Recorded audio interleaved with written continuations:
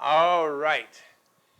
Math 87, lesson 93, page 568. Okay, again, I'd really help you if you would look at this, look at the lesson, follow through with me. These are the examples. This is the first one, second one, third examples, because I can't count very well.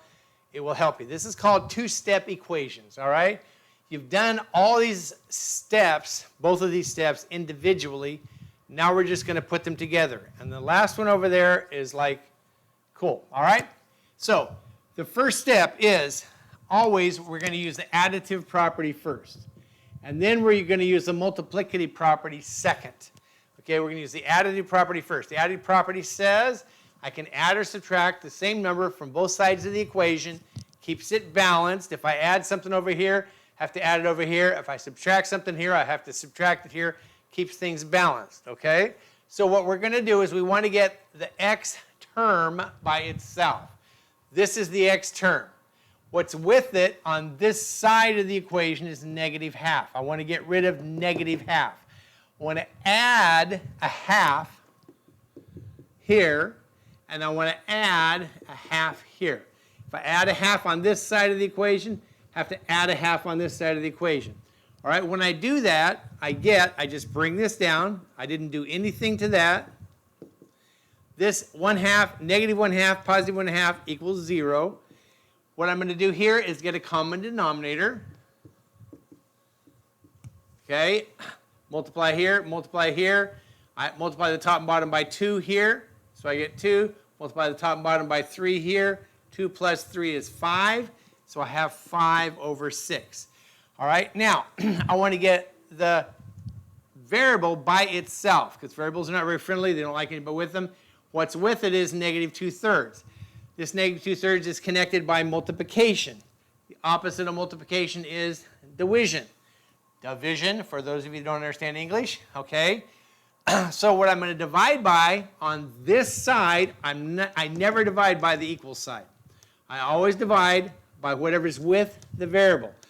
Always divide by whatever's with the variable. I always divide by whatever's with the variable, not the other side, this side. I'm going to divide by negative, let's see. Let's do it this way. Negative 2/3 divided by negative 2/3, all right? When I divide by a fraction, I invert and multiply. Okay, I'm going to invert this and multiply. So I have negative 2/3 times negative 3 over 2. Okay, keep the negative with it. Okay, the negative times the negative is a positive. The 2's cross cancel, the 3's cross cancel. What I'm left with on this side is just x. Just x. Okay, now since I divided by negative 2/3 here, I'm going to divide by negative 2/3 here also. All right, get rid of this. What we have left over here now is just x equals.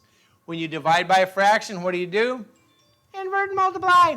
That negative does not go away. 5 over 6 times 3 over 2. You always want it negative 3 over 2. You always want to check to see if you can cross cancel. Okay? The 3 goes into 3 once. 3 here goes in here twice. Now I'm just going to multiply. 3 times negative 1. That's going to be a negative 5 over 2 times 2 is 4. The answer is right here, okay? Watch. First step is you're going to use the additive property. If this says minus, you're going to add. Whatever you add here, you add over here. Next, you're going to divide, okay? If this says 2/3, I'm going to divide by, I'm going to divide both sides by 2/3. This cross cancels. Okay, and it comes out positive.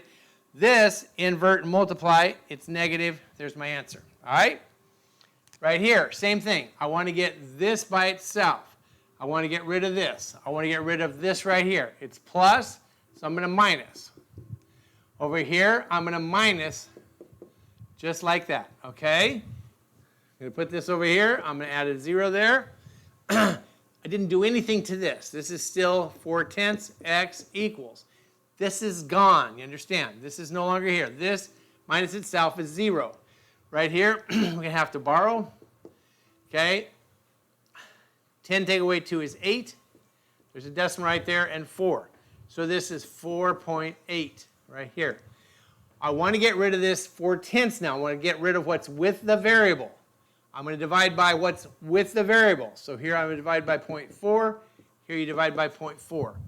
These cross cancel. X equals. One way you can do this, move the decimal over to here. Move the decimal over to here. All right? 48 divided by 4.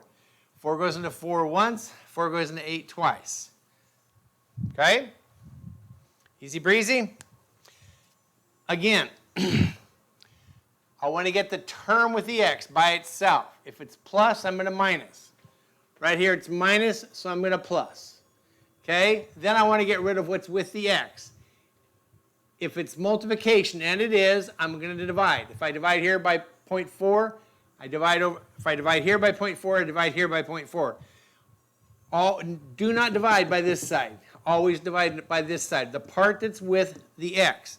That is where people make most of the mistakes in life, right there. All right, now this last one here. This is not an equality. This is an inequality. This says 2x minus 5 is greater than or equal to 1. Now, we're going to end up by graphing this, but first we have to solve it. Exact same process. I want to get the x term by itself. That's a minus 5. How do I get rid of it? I add 5. Over here, I add 5. Okay, now I have 2x. This is gone. This is 0 now. This did not change. 1 plus 5 is 6. Okay, I want to get this by itself. It's multiplied by 2. Okay, the opposite of multiplication is division. To get rid of that, I divide over here by 2. I divide over here by 2. I have x is greater than or equal to 3. And then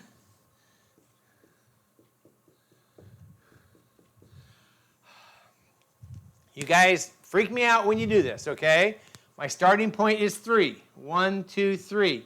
It's a closed circle because it's equal. The arrow goes that way.